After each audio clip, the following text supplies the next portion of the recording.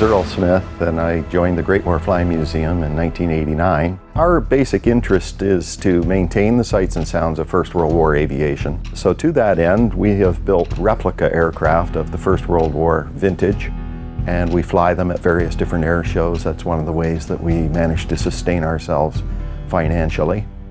The group itself has always been somewhere around 45 to 50 members in total. Not all of them come out, not all of them participate, but there is a core group of highly skilled builders that manufacture these aircraft, and there's a core group of pilots that are capable of flying them and demonstrating them. With respect to backgrounds of individuals here at the Great War Flying Museum, you'll find everything from professional airline pilots to myself. I have a degree in geology or sciences. We have people with museum management degrees, masters in museum management, all walks of life really. The common thread is that we all care about First World War aviation passionately. And it's not so much that we all bring the same talent to the group, but each of us contributes in our own way. Actually, none of our aircraft are manufactured from kits. Each of them is scratch built. All of them were built here in this facility, except this one that you can see behind me, the small scale SE-5. That was purchased in 1970. The rest were built here on site, and various different sources for plans that you can get. I can remember carving the wood interplane struts on our large-scale SE-5, and I was working off of Royal Aircraft factory plans dated 1918. So these aircraft, while they're primarily dimensionally correct, except for this small-scale SE-5, all the rest are 100% scale and of the correct dimensions and proportions. Some of the structure is different on some of the aircraft. The other thing that we have found necessary to diverge away from the originals a little bit is in the sourcing of our engines. Most of us who fly these airplanes wouldn't really want to fly behind the original engines. They were notoriously unreliable. So our aircraft engines in these planes are relatively new, from the 1930s and 40s. In terms of flying these aircraft, each of them has its own very unique set of characteristics.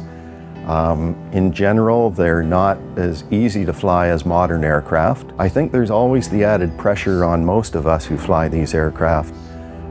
We certainly don't want to break them. We don't want to have an accident in one of them.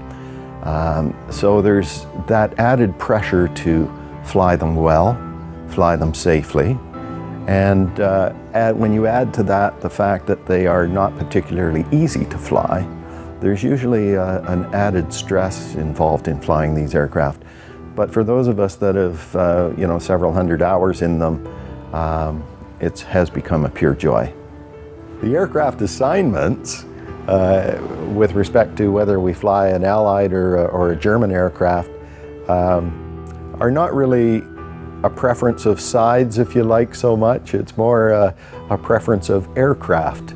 Many of us prefer to fly one aircraft over another, and we do try to specialize in particular aircraft. So we'll have one fellow that might fly the Fokker triplane most of the time, and he might have one other aircraft that he's very familiar with. Most of us have flown all of the aircraft, but we try to concentrate on one or two, because we don't do enough flying to remain competent on all of them.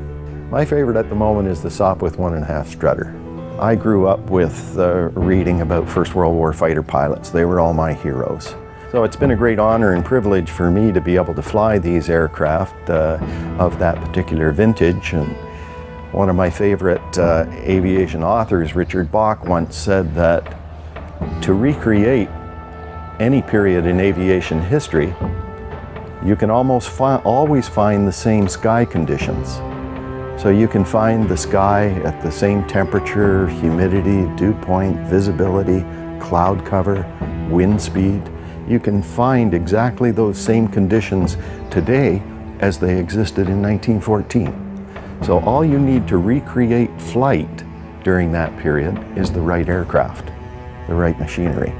And that's the opportunity that I have here at this museum, is the opportunity to recreate flight as it was between 1914 and 1918, flying aircraft of similar vintage.